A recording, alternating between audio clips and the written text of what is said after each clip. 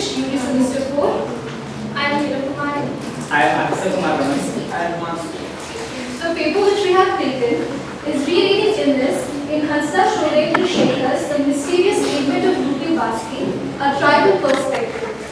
So, here, Hansda Sowendra Sekhar is a tribal writer, and the novel which we have taken is The Mysterious Ailment of Dhwaipani.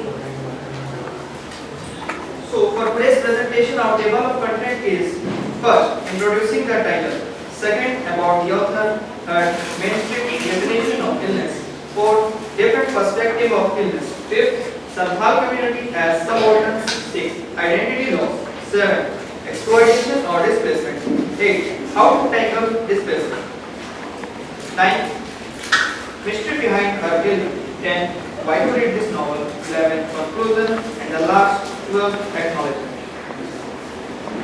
Next slide, please.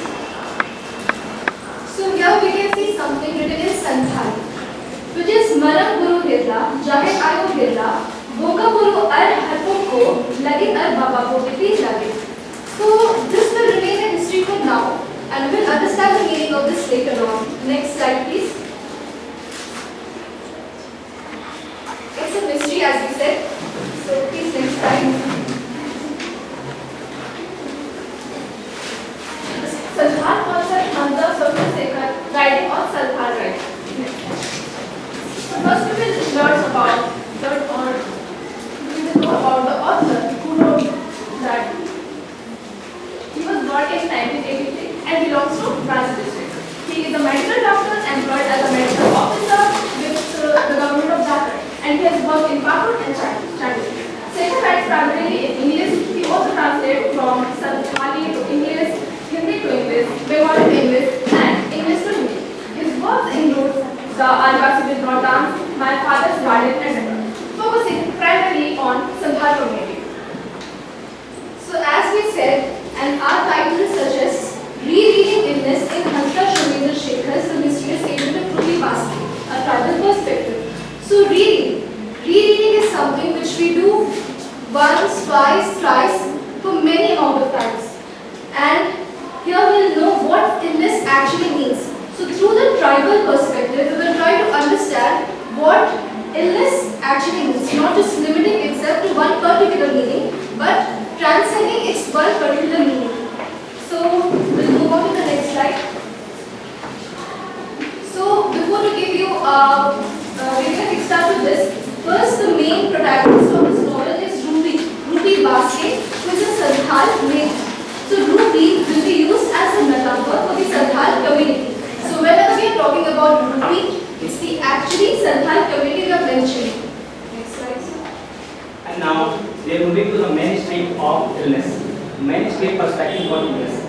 We know that illness means the malfunctioning of the body. It means a virus, a bacteria, or anything which hinders our physical activity or mental activity, which makes our body unable to do the common household works.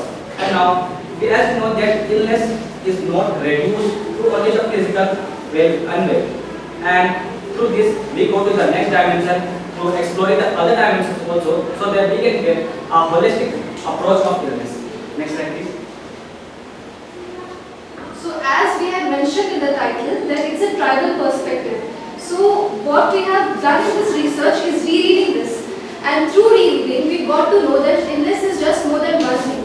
We opened various perspectives on illness. So firstly, we will see the social dimension, then the cultural, physical, then emotional dimension.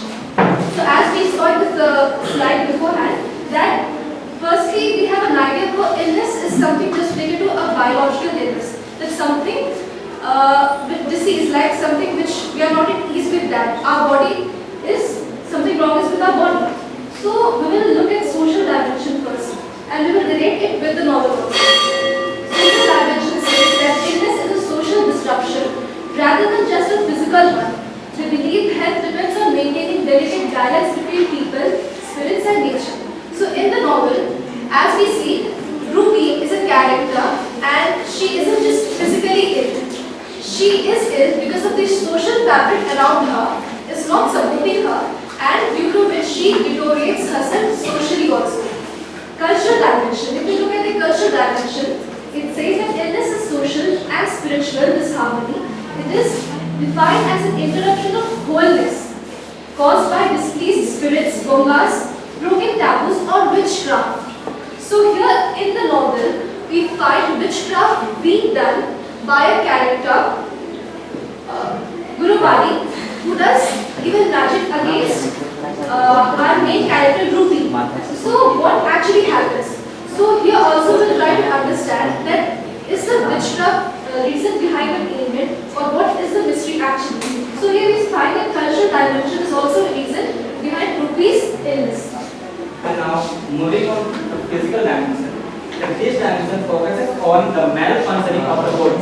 Like in the story, we come to know about Rupi that she was getting scars on her face and her body was getting so much deteriorated that she was very unwell, and even she faces very difficulty to doing the simple household works. And moving to the emotional dimension, we are dealing with the feelings of the Rupi. The things that she was observing day by day about the Guru Bali, that the influence of Guru Bali on her husband and her son was draining her emotionally, and that's why we can say that she was ill emotionally too. Move on to the next slide. So here, when we speak of the subalterns, Santhal community as subalterns, we are speaking of identity loss. So as I said, we are using Rupi as a metaphor over here. So when Rupi was ill, her family completely neglected her. Even her son and her daughter-in-law, even her husband was involved with Guru Bali, some other women. So we can think that her family is not acknowledging her. That is, she has lost her identity, and she was so mentally deteriorated that she doesn't even want to acknowledge herself. So when we talk of identity loss, as the writer speaks, it's not just Rupi. When we speak of the Rupi being used as a metaphor for the Santhal community, it's even the identity loss of the Santhal community. Firstly, it's a displacement due to industrial development. And second, it comes to the poverty, which leads to educational and health disparities. As you know, that poverty is a common concern about tribes. And moving on to the next, modernization leads to urbanization and migration. In the story, we come to know that Sidhu was the only tribal person who becomes a teacher in some known village, which was not far away, which was very far away from his own village. The place name was Mitra, and where he has to go and teach to the person, the people there, the students there, and through which we come to know about the effect of modernization, which leads to urbanization and even the migration of the people for the search of job. And moving on to the next slide. Again, we come over this. Maraguru Hilla, Jahirago Hilla, Bogaguru and Harbako, Lagit and Bababu Vikita. So, what does this actually mean? So, when we talk about the writer Sowendra Sekhar, when we study his work, he has used this quotation again and again before everything he writes. So, this symbolizes something towards the Santhal community. It's his concern over here, and we will find out the meaning later on. Moving on to the next slide, sir. So here it is, the meaning of something which we read before. Glory to the great mountain, Maraguru, and the mother of the grove, Jahid Ayo. For the spirits, the ancestors, and the well-being of our fathers and children. So just like we mentioned, the different perspective of illness, illness is not something just related to body, physical or biological. It transcends that. It's much more than that. It also, focuses on topics like social illness, cultural illness, emotional illness. So how come we can, connect this to this? We are speaking of ancestors here, fathers and children.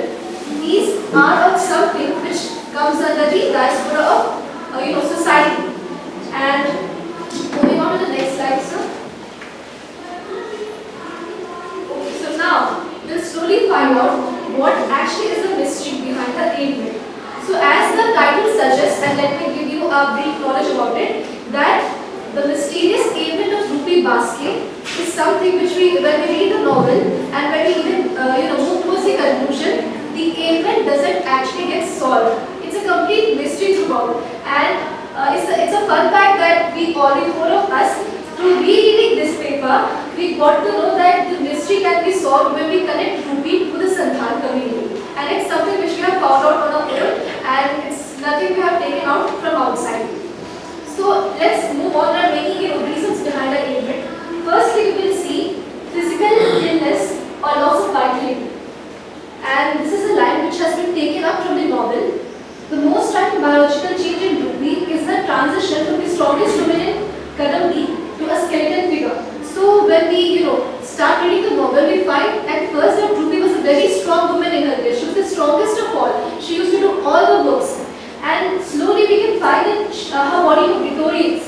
So there is this difference in biological change as disease. Before, Ruby was the strongest woman in a village, and later on her body deteriorates. There is a line in the novel which suggests that Ruby, who was once like a pillar of the house, was now a heap of bones covered with skin.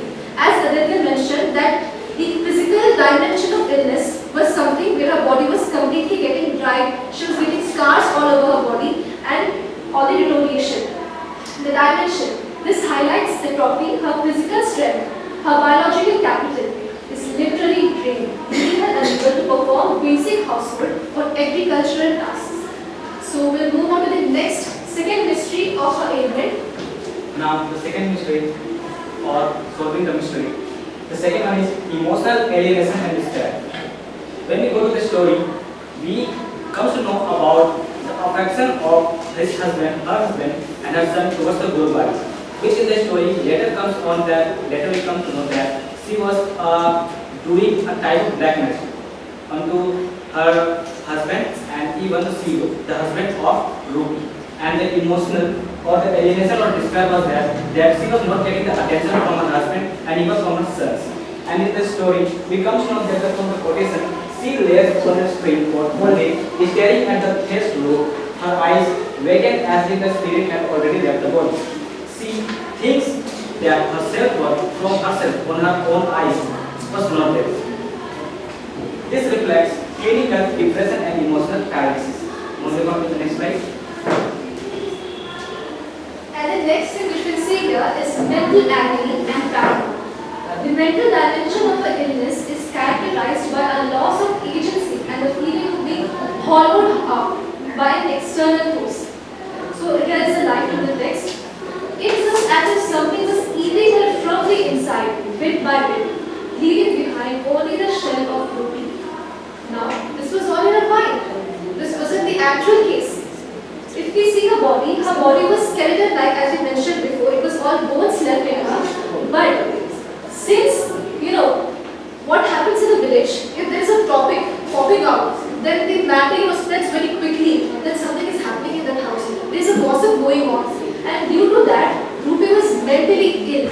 She was thinking every day that even my sons have, abandoned me, even my husband is after another lady.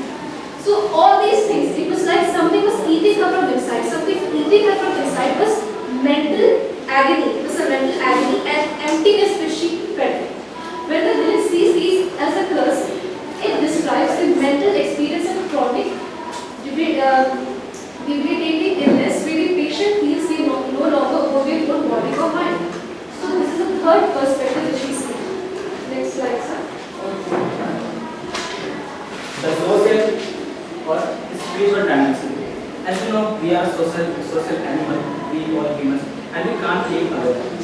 And in the story, Ruby finds herself so isolated that even her husband, her own family members despair. Or I can say that they don't give any type of attention to her, even when she was so sick. From text, the air in country was thick with whispers. They said that Dhani had finally tasted Ruby's blood. It was more rumors that people are telling her again and again, so that she will think it of again and again, and it becomes a type of burden to herself. That why people are thinking of it, why people are saying to me, because as we are social creatures, we believe the things that people say to us, not the things that we are thinking. We are influenced by the people who are surrounding us. And that's from the text that they said, Dhani had finally tasted Ruby's blood. It means to the people that, to some extent, even might be possible that some witchcraft has been done on Ruby. This is a social cultural dimension. Her physical symptoms, the mysterious community, are interpreted by the community as a result of broken social taboos or malicious intent from others. Moving to the next slide. The Vidya of black magic. From the history we can say that From the very beginning, it was relevant that many of the Santhal women are practicing this Dhani Vidya. It can be a witchcraft, and it is a witchcraft. Sorry, it is a witchcraft that people are doing it. Basically, females, and it's very relevant in the story. Even the Dhwaipani has done this witchcraft on her husband's family to influence the family of her husband to marry her, and even on the husband of Ruby, our protagonist, so that her husband get influenced to her, and even on his own Ruby's first son Japan. So that this Dhani Vidya is very relevant in the story because Dhwaipani as a character gives us that the effects of witchcraft can hinder one's personal life. Moving on to the next section. Mohini medicine. It is a type of medicine which is shown very important in the story as it is used to attract or kill someone. As a boy, I can attract a girl by mixing the Mohini medicine in her food, and as a woman, it can attract or kill his enemy. So that in the story, as we know, we have heard about Dhwaipani many of the times now, that Dhwaipani is using the black magic. And with the black magic, it is also relevant that she might be using the Mohini medicine to mix it into the food of Silo, the husband of Ruby, and into the food of Japan. So that she got influenced, they got influenced on her, and Ruby was left alone. In the story, we come to know about the Mohini medicine to the court that they said Dhwaipani had the roots of the Mohini plant dried in the sand of moonless night and ground into the very salt she served with the Sargram's food. Sargram was the name of Ruby's husband. And in the story, we don't call it Sargram, we say in short Silo. And that's how the Dhwaipani influenced Silo to be with her.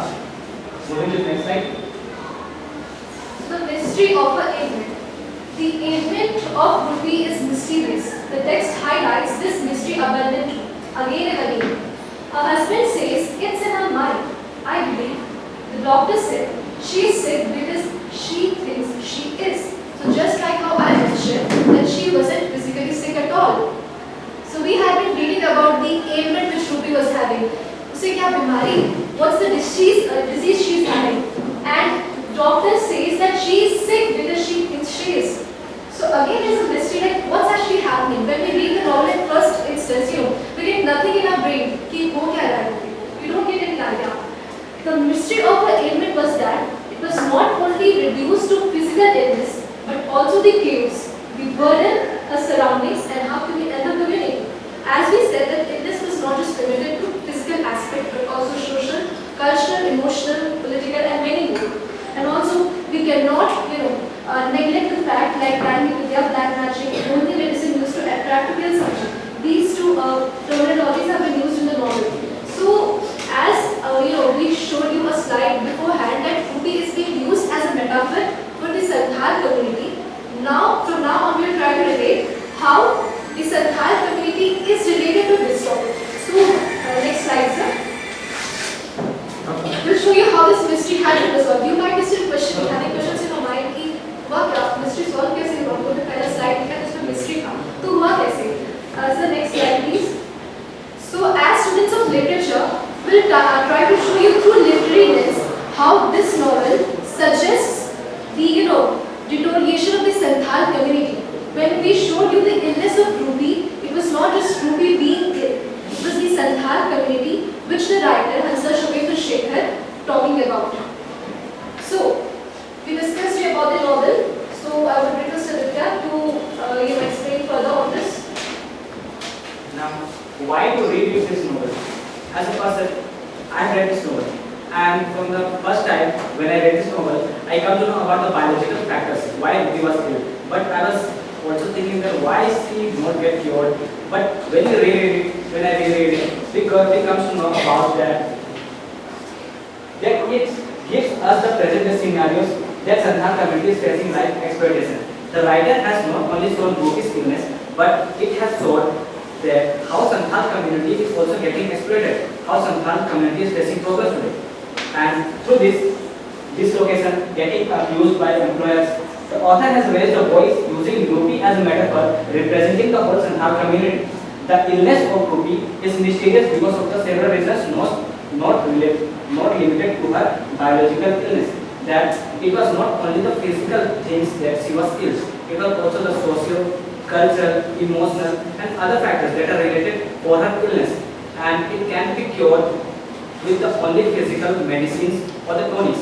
If we want to cure the whole illness that Ruby was having collectively, we have to go into the different dimensions so that we can cure the total or what the exact problem is with Ruby for her illness.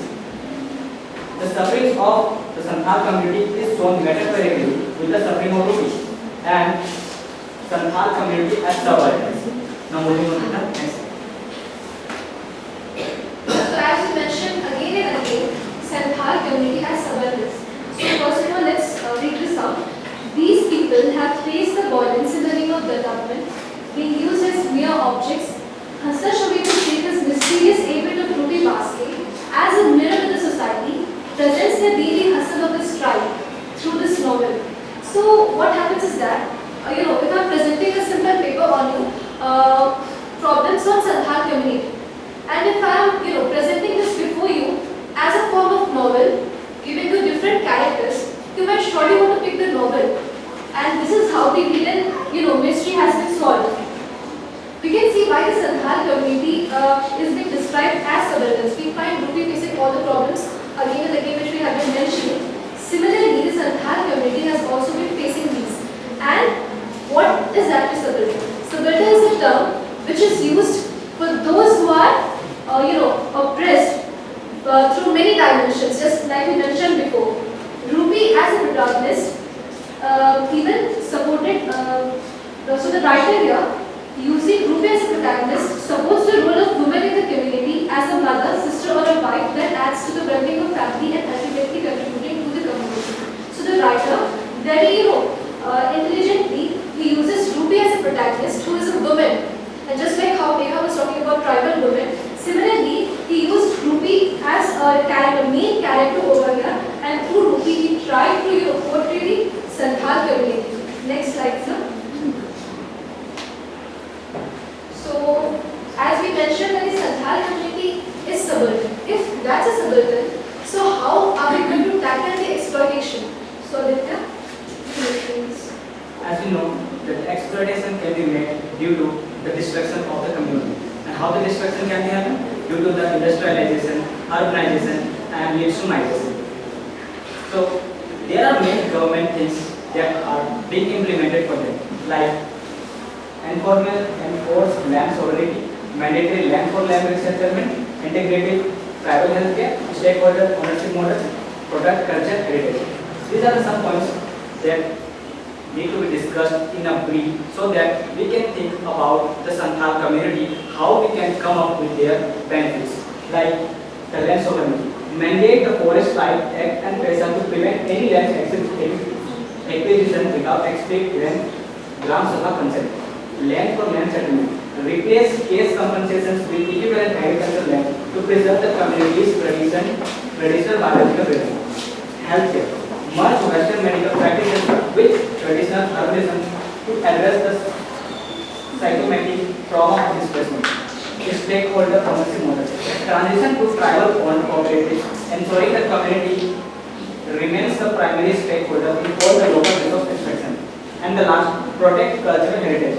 Secure indigenous knowledge through mother tongue-based education to prevent the intergenerational trauma of culture erasure. Moving to the next slide.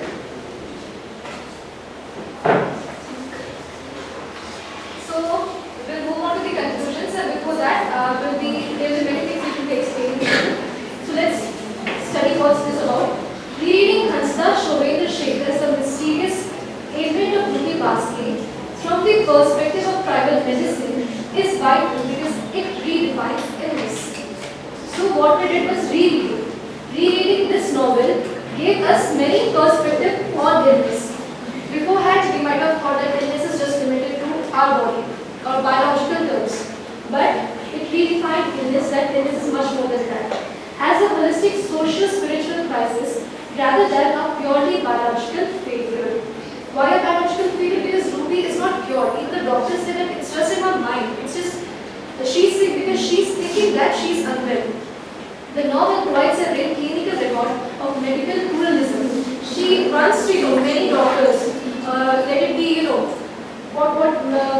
used? Like allopathy, homeopathy, herbal medicines, like the children's or the medical tonics or the pills, but she can't be cured. She wasn't cured, like there was no solution for that. Where Ruby's physical wasting is inseparable from the emotional poisoning of Momini and the communal fear of bacteria they like to mention before. Crucially, Ruby serves as a corporeal metaphor for the collective suffering of the Santhal people. As we mentioned that Ruby is being used as metaphor again and again. Her personal decay mirrors the erosion of tribal identity. Let's think like this. Hansda Sekhar was writing about Santhal community using Ruby as a metaphor. He was using her as a shield and mentioning all these things. If there is tribal identity crisis, then he is mentioning that Ruby's body is being decayed. And next, autonomy under the pressures of industrialization. By analyzing these individuals, researchers can understand how the spirit biology of the Santhal community is anchored in its ancestral landscape, making Ruby's skeletal frame a living map of a people's displacement and trauma. The last line is most important over here, that Ruby's skeletal frame of living map of a people's displacement and trauma. Whatever was happening in Ruby's body, whatever problems she was facing, are the problems which the Santhal community are facing right now. Next slide, sir. Okay, so we have come to an end. There might be many things which you might not have understood, because novel is something which can be explained in 15 or 20 minutes. But the best which we tried to bring you through the title was that rereading illness through a tribal perspective. Rereading this novel again and again to open up various perspectives on illness and making this, opening a new lens for you to understand this. And I would request my team members to come forward. And we would also like to give special thanks to Dr. Animesh Raisa, who is sitting before you all. He supported us through this, and we were completely confused on what to select for our presentation and all. But he gave us an idea, and as students of literature, this was all going to contribute to you. Like through rereading this novel, we opened up various perspectives on illness, and we got to know that illness is not just biology; it's much more than that. And next slide, sir. That's it. Again, introducing you all that I'm going to याद करें. मेरा नाम निशी प्रियंका केकेटा है. I'm analytical, Myself, And myself, Neelam Kumari. And this is all from our side. And we are very thankful that you gave us this time to listen to us. And thank you so much. Thank you. Thank you for the